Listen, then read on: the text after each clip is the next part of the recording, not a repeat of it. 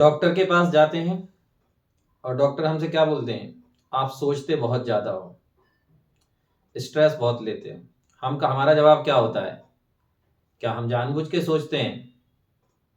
कौन चाहता है टेंशन लेना? कौन चाहता है तनाव लेना? लेकिन परिस्थितियां ही ऐसी होती हैं। अब जरा एक मिनट रुकिए और सोचिए और फिर मुझे बताइए, कितने टाइम ऐसा होता है आपके साथ कि आपका दिमाग शांत रहता है, खाली रहता है? ज्यादातर समय आपके दिमाग में कुछ ना कुछ चलता रहता है। आप उसे ऑक्युपाइड रखते हो, आप उसे व्यस्त रखते हो। और सोच किसके बारे में रहते हो? आने वाले समय के बारे में। ये नहीं हुआ तो क्या, ये जो है वो नहीं मिला, जो छूट गया तो क्या, जो पाना चाहते वो नहीं मिला, जो रिजल्ट अच्छा नहीं रहा तो क्या, आगे ये कर लेंगे, फिर इससे बाद वो कर लेंगे। अगर आप एक वर्किंग प्रोफेशनल हैं तो ऑफिस में जब आप रहते हैं तब आप ऑफिस के बारे में नहीं सोचते, तब आप घर के बारे में सोचते हो कि ऑफिस से जाके क्या करना है, ये आपके दिमाग में रहता है। आप एक टीचर हैं तो क्लास में आपको ये रहता है कि इस क्लास के बाद क्या। आप एक स्टूडेंट हैं, वो क्लास में है तो क्लास के बाद जाके क्या करना है। और जब बाहर जाएंगे तो फिर आगे का सोचने लगेंगे कि अगली क्लास में क्या करना है। घर पहुंच के सोचेंगे कल सुबह ऑफिस में क्या करना है। ज्यादातर समय आप बिजी रहते हैं, कुछ ना कुछ सोचते रहते हैं आगे के बारे में। और जो रिटायर्ड लोग हैं वो पीछे के बारे में सोचते हैं, पहले हमने ऐसा किया, फिर हमने वैसा किया था, फिर हमने ये किया था। तो चाहे युवा हो, चाहे वृद्ध हो, वर्तमान से दोनों ही नाखुश हैं। युवा आगे के बारे में सोचते रहते हैं, वृद्ध पीछे के बारे में सोचते रहते हैं। लेकिन वर्तमान को कोई एंजॉय नहीं करना चाहता, वर्तमान में कोई नहीं जीना चाहता। और हम सभी जानते हैं कि वर्तमान ही एक ऐसी पूंजी है जिसे लगाकर एक बेहतर भविष्य खरीदा जा सकता है। तो थोड़ा सा बदलने की जरूरत है, अपने तरीके को थोड़ा सा बदलिए। आज हम खाना खाते हैं तो भी हड़बड़ी में खाते हैं, भागने की रहती, जल्दी जल्दी खा लो, जल्दी से, फिर हमें वहां जाना है, ये करना है। नहाते हैं तो भी जल्दी जल्दी नहा लेते, जल्दी करो भाई जल्दी, फिर वहां जाना है। अरे हम सोते समय भी सोच जल्दी जल्दी सो जाओ यार, फिर जल्दी जगना है, फिर कल ऐसा ऐसा करना है। सारी चीजें तैयार होती हैं। थोड़ा सा रुकिए और सोचिए।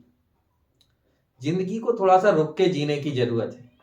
खाना खाते हैं तो एक एक निवाले का आनंद लीजिए, उसे बड़े अच्छे से चबाइए और एक एक निवाले का आनंद लीजिए, ऐसे जैसे कि कल मिलेगा ही नहीं। नहाते हैं तो बड़े आराम से, थोड़ा सा रुक के नहाइए, आराम से महसूस करिए पानी की बूंदों को अपने शरीर पर। जहां है वहां रहिए, मेंटली भी और फिजिकली भी। अगर आप ऐसा करेंगे तो देखो, जब वर्तमान में आप फोकस करने लग जाएंगे, ऐसा करने लग जाएंगे, तो ऑटोमेटिकली आगे तो सब अच्छा ही हो जाने वाला है। तो ये नहीं, तनाव की परिस्थितियों से नहीं होता। तनाव हम अपने दिमाग में क्रिएट करते हैं। हम एक ऐसा दायरा, एक ऐसी सिचुएशन की कल्पना कर लेते हैं जो हमारे अगेंस्ट ही होता है, जो हमारे लिए कष्टकारी ही होता है। ऐसा बहुत कम होता है जब हम ये सोचें कि हमारे साथ बेहतर होगा। ज्यादातर रहता अगर ऐसा हो गया तो, ये नहीं मिला तो, ये जो है वो छिन गया तो, उसने मुझे धोखा दे दिया तो, बहुत सारी चीजें हैं। और ये किसी एक की चीज नहीं, बड़े हो, बच्चे हो, स्टूडेंट हो, वृद्ध हो, सबकी जिंदगी में है। बच्चों की अपनी ही कपोल कल्पना की दुनिया होती है, वो उसमें ही है, उनकी अलग परेशानियां होती हैं। लेकिन सारी परेशानियां भविष्य को लेकर हैं, जबकि भविष्य तो अभी आया नहीं है। और वर्तमान से हम लोग नदारत रहते हैं, वर्तमान से भागे जाते हैं। तो थोड़ा सा रुकिए और बताइए, क्या आप मेरी बात से सहमत हैं? क्या आपके साथ ऐसा होता है? क्या हर समय आपका दिमाग ऑक्युपाइड रहता है? क्या आप हर समय आने वाले कल के बारे में सोचते रहते हैं? आप किसी फ्रेंड के साथ बैठे हो तब भी आप सोच रहे होते हैं कि यहाँ से जाके क्या करना है। आप घर पर हो तब भी आप सोचते रहते हैं, आप ऑफिस में हो तब भी आप सोचते रहते हैं। कहीं भी हो, आप जल्दबाजी में हैं, आप हड़बड़ी में हैं, आप भागना चाहते हैं। और भाग के जाना कहाँ चाहते हैं? भविष्य में। और वहां पहुंच के फिर आगे जाना चाहते हैं। जीने का तरीका बदलने की जरूरत है। और एक बात याद रखिए, अगर आगे जाके इस तरीके से सोच के जब आप अपने दिमाग को ऑक्युपाइड रखते हैं और आगे सोचते रहते हैं, स्ट्रेस लेते, और ऑटोमेटिकली उससे स्ट्रेस आता है, क्योंकि देखो दो ही चीजों की परेशानी का है, एक राग और एक दोष। जो है वो छिन गया तो क्या, जो चाहते हैं वो नहीं मिला तो क्या। तो इस तरीके से आप जो सबसे अनमोल चीज है आपके पास, वो है आपका शरीर और आपका वक्त। आप इन दोनों का चौपट कर लेंगे, बर्बाद कर लेंगे इसको, शरीर छलनी छलनी हो जाएगा, 50 बीमारियां लग जाएंगी। और अगर ऐसा हो कि फिर कुछ हासिल कर भी लिया तो क्या, जब आप ही नहीं रहे दुनिया में, जब आपका शरीर ही नहीं रहा उस सुख को भोगने के लिए उस जैसा, तो क्या मतलब है फिर। और वक्त गिन के सांसें मिली हैं हर किसी को, गिन के। सबसे बड़ी पूंजी है वक्त, उसे कहाँ लगाना है, किस चीज में इन्वेस्ट करना है, ये निर्णय बहुत ही क्रिटिकल है, बहुत ही वाइजली इसे लेना चाहिए। और हम तो ऐसे ही उड़ाए जा रहे हैं। तो अगर आप मुझसे सहमत हैं तो थोड़ा रुक के जिंदगी जीना सीखिए, जहां हैं वहां रहना सीखिए, हर एक मोमेंट को एंजॉय करना सीखिए। खाने को एंजॉय करिए, नहाने को एंजॉय करिए, सोने को एंजॉय करिए, खेलने को एंजॉय करिए, गपशप भी कर रहे हो तो उसको भी एंजॉय करिए। हर मोमेंट को एंजॉय करिए, तभी वास्तव में आप जी पाएंगे। अभी तो हम बस काटे जा रहे हैं, जी नहीं रहे। आप किसी से भी पूछ लेना कैसा चल रहा है, ज्यादातर का जवाब रहेगा कट रही है। तो काटना बंद करिए, जीना स्टार्ट करिए।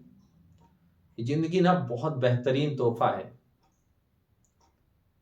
आपको मिला है तो उसका इस्तेमाल करिए। और एक बात और याद रखिए, सपोज करिए कि आपके पास, आपने अपने किसी फ्रेंड को कोई गिफ्ट दिया, सपोज करिए एक पेन दे दिया आपने अपने किसी फ्रेंड को, ठीक है। और अगर वो उसको लेके ऐसे फेंक दे, आपको बुरा लगेगा कि नहीं लगेगा? बिल्कुल बुरा लगेगा, चाहे फिर उसकी कीमत कुछ भी हो।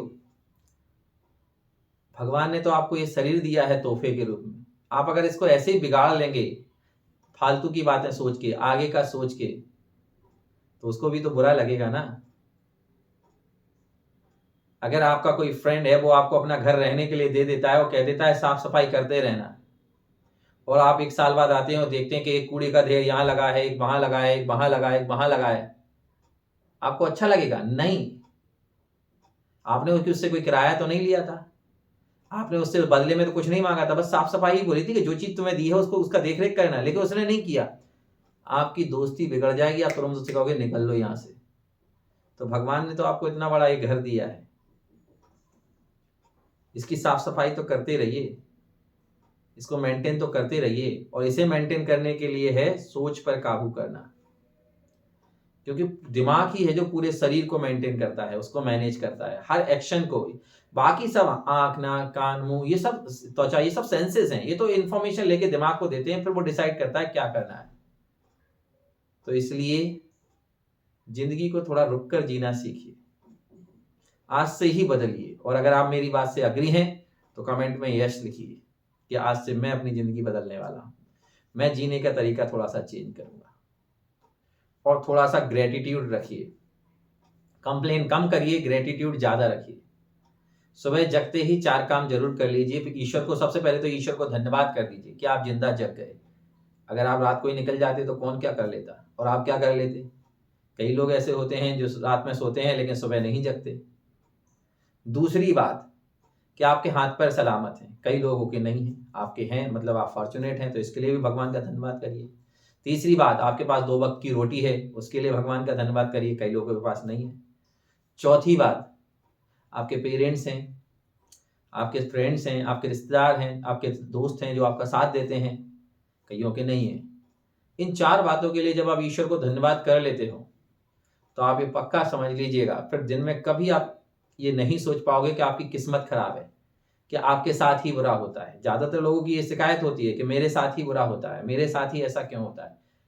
तो वो कंप्लेन दूर हो जाएगी, क्योंकि तुम पहले ही भगवान का धन्यवाद कर चुके हो उस चीज के लिए जो तुम्हें मिला है, उसके लिए ग्रेटिट्यूड, अपना ग्रेटिट्यूड शो कर चुके हो।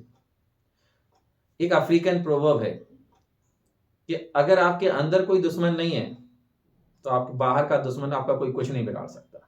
और अंदर का दुश्मन कौन है? अंदर का दुश्मन है योर ओन डाउट्स, आपकी दुविधा किसको लेकर, अपनी कैपेबिलिटी को लेकर, अपने भाग्य को लेकर, अपनी किस्मत को लेकर, अपने आसपास के लोगों को लेकर कि यार मैं कर पाऊंगा कि नहीं, मुझे मेरे साथ अच्छा होगा कि नहीं, मुझे ये मिलेगा कि नहीं, मैं ये हासिल कर पाऊंगा कि नहीं, कहीं ऐसा ना हो कि वो यार मेरे साथ चीट कर दे, कहीं ऐसा ना हो कि वो मुझे ब्लॉक कर दे। आजकल ये बड़ी समस्या है लोग कि ब्लॉक कर दे या ऐसा। तो ये सब चीजें, ये जो डाउट्स होते हैं ना, ये आपको कमजोर बनाते हैं, दे वीकन्स यू।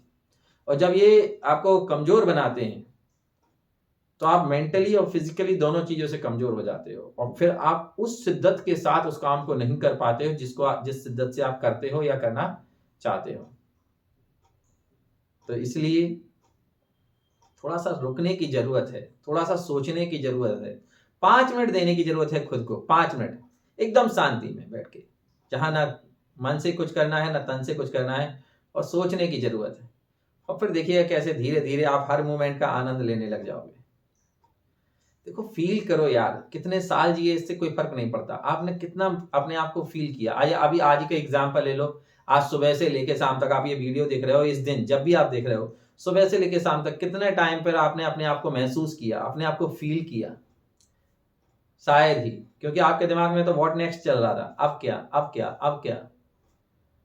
थोड़ा सा रुकिए, थोड़ा सा शांत होइए, जिंदगी को दूसरे तरीके से देखिए, और थोड़ा रुक के हर मोमेंट का आनंद लेके, है ना। एक बड़ी ही फेमस राइटर और पोइट हुई है हेलन केलर। उनको बचपन में एक बीमारी हो गई थी, जिसकी वजह से ना तो वो देख सकती थी, ना सुन सकती थी, ठीक है, और ना बोल सकती थी, अंधी गूंगी बहरी हो गई थी। उन्होंने लिखा एक चैप्टर लिखा है उन्होंने, 3 डेज टू सी, आने वाले 3 दिन देखने के लिए। उन्होंने उसमें बताया कि अगर मुझे देखने को, सुनने को, बोलने को मिले तो मैं क्या क्या करूंगी।